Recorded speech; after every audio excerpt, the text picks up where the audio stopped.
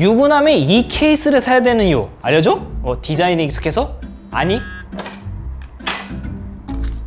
비상금 숨기기 위해서.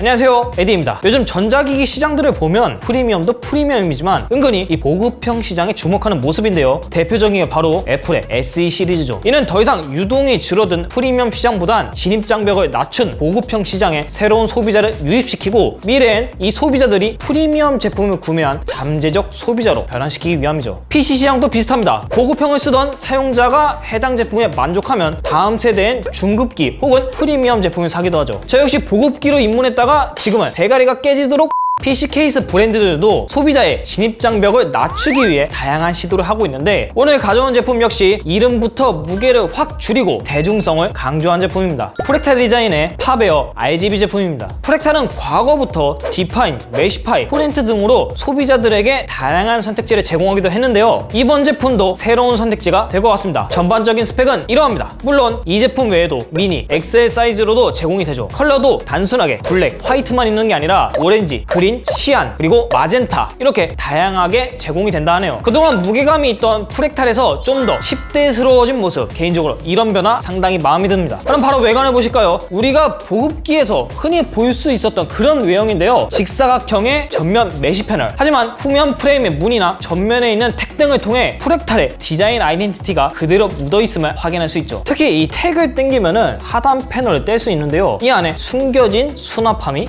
있습니다. 기본적으로 한 개의 수납함을 제공하는데 이 안에 레일이 있는 거 봐서는 별도로 한 개를 더 구매할 수 있어 보이네요. 사실 이런 시도 처음은 아닙니다. 메시파이에서도 전면 스윙 도어를 만들어서 숨겨 놓을 수 있는 공간을 만들더니 이번엔 대놓고 수납함을 만드는 걸 보면 프랙탈의 디자이너가 한국인 유부남 같아요. 전면 패널 디자인은 육각형 패턴이 들어가 있는데요. 메시파이의 디자인보다는 좀 더 심플하고 단조로워졌네요. 물론 분리도 가능합니다. 상단부를 보면 조금 난해한데요. 상단부 크기에 비해 작게 뚫린 이 에어홀과 구성에 비해 너무나도 큰 공간을 차지하고 있는 아이오 포트 부분.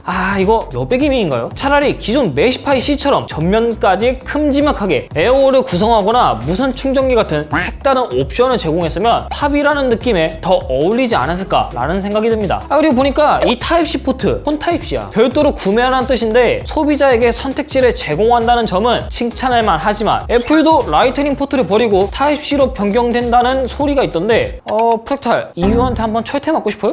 케이스 하단에는 슬라이드 방식의 먼지 필터, 이것도 빼먹지 않고 넣어줬네요. 후면에는 육각형, 삼각형 이런 패턴이 들어가 있는데 이 PCI 슬롯을 탈 것이 별도의 프레임이 남지 않아 라이저 킷을 쓰기에도 용이해 보입니다. 측면 패널을 보면 손나사 방식인데요. 프랙탈이 자주 쓰던 보레드, 스탬프 방식이 아닌 점은 좀 아쉽습니다. 그리고 이제 내부를 살펴보면 하단 측면에 이 프랙탈 로고가 각인되어 있고 후면 패널과 동일한 문양의 에어홀로 뚫려 있습니다. 그리고 그 옆에는 딱 봐도 SSD 브라켓이 장착되는 공간이겠죠. 기본적으로 후면에 한 개가 달려있지만 원하면 추가 구매를 할 수도 있습니다. 반대쪽 측면을 살펴보면 언뜻 보기에도 선정리 공간이 꽤 넓어 보이는데 실측 결과 약 26mm가 나왔습니다. 보급형 케이스 중에 이 선정리 공간이 좁아 막상 덮으면 배불뚝이 케이스가 되어버리는데 여기 보니까 케이블을 막 쑤셔 넣어도 그럴 걱정 없어 보입니다. 그리고 아까 말했던 SSD 브라켓이 여기 달려있고 하단에는 HD 브라켓이 아래 위로 달려있습니다. 보통은 적층식인데 만에 이 부분은 좀 신기한 구조네요. 아마 단가를 조금이라도 낮추기 위함은 아닐까 싶은데 이런 부분에서 단가를 절약하는 건 나름 나쁘지 않다 생각하네요. 이 부분 외에도 좌측 부분에 추가 브래킷을 장착할 수 있는데 HDD와 SSD 모두 장착할 수 있습니다. 마지막으로 성능 테스트 보기를 앞서 조립시 주의사항이 있는데요. 상단 라디에이터를 장착할 때 오직 240mm 2열만 가능하며 메인보드 상단 방열판이 두껍다면 이 브래킷을 사용해서 설치해야 합니다. 메모리는 G스케일, 트라이던트 G까지는 장착할 수 있는데 이보다 크기가 더 큰 이런 메모리는 간섭이 발생할 수 있으니 구매하시기 전에 꼭 참고하시기 바랍니다. 자, 그럼 이제 성능 확인해 볼까요? 갓겜 사이버펑크 2077을 10분간 돌린 결과 CPU 온도는 평균 63.7도, GPU 온도는 평균 76.2도를 기록했으며 GPU 부스트 클럭도 평균 1959MHz를 유지했습니다. 결과를 놓고 보면 쿨링이 있어서 막 부족하지 않은, 그러니까 전반적으로 무난한 모습입니다. 무엇보다 기본 펜을 RGB 펜으로 제공하는데 이 부분 상당히 마음에 드네요. 상단에 있는 LED 컨트롤 버튼으로 이렇게 색이나 모드도 바꿀 수 있는 것도 참 직관적이고요. 그리고 가만 보니까 여기 전원 버튼에도 RGB LED가 들어오네요. 이게 참 귀여운 발상인데